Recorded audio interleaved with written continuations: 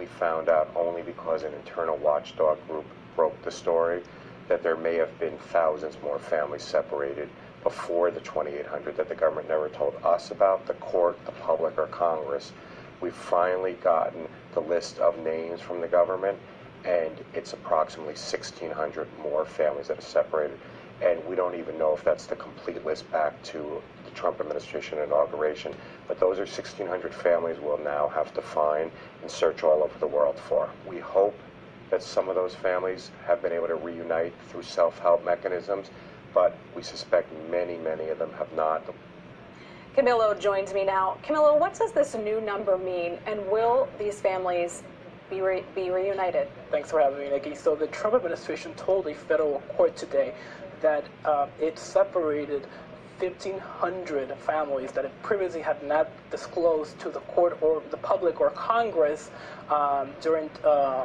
between 2017 and the height of the zero tolerance policy in the spring of 2018. What does this mean? It means that the administration separated at the very least 4,300 children from their parents near the U.S.-Mexico border before a judge in California ordered it to halt this controversial practice in the summer of last year.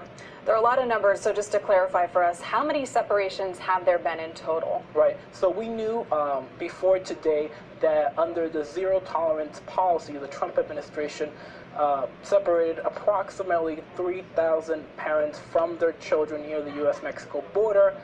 We also knew that since then, since the judge ordered the administration to stop doing this, around 1,000 families have also been separated under different circumstances. What we have learned today, Nikki, is that before those nearly 3,000 separations, there were thousands more, 1,500. Wow. Are families still being separated even though the zero tolerance policy has been discontinued? And if so, how often is this happening? The administration says it's very rare. The administration says it only separates migrant parents from their children if they pose a threat to their children or to other people in detention, in immigration detention. But the ACLU, the main plaintiff mounting this legal challenge against these separations, says that no, the administration continues to systematically separate migrant children from their parents, and that the new numbers today are just a new indication of what they believe the administration is doing. How is the administration justifying these separations? Well, the administration says that the separations that they are still implementing along the U.S.-Mexico border are based on criminal histories that the parents may have, possible ties to gangs that the parents may have, or that they can't establish that the parents and the kids have family ties.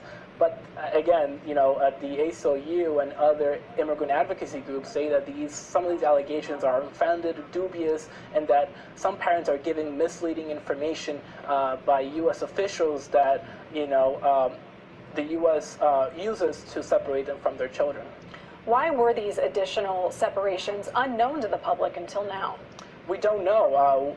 What the ACLU attorney told us in our exclusive interview is that he believes these separations occurred when the administration was employing this pilot program of a larger zero tolerance program in late 2017. So it was testing the zero tolerance policy, and they believe these new separations, these newly revealed separations, stem from that pilot program. How did these separations compare to families that were separated in previous administrations? Well, the thing is, we know very little about this. We asked the ACLU and the lead attorney that we had on today why the administration separated these families. They have no idea, and this is very important, they have no idea whether these families have been reunited.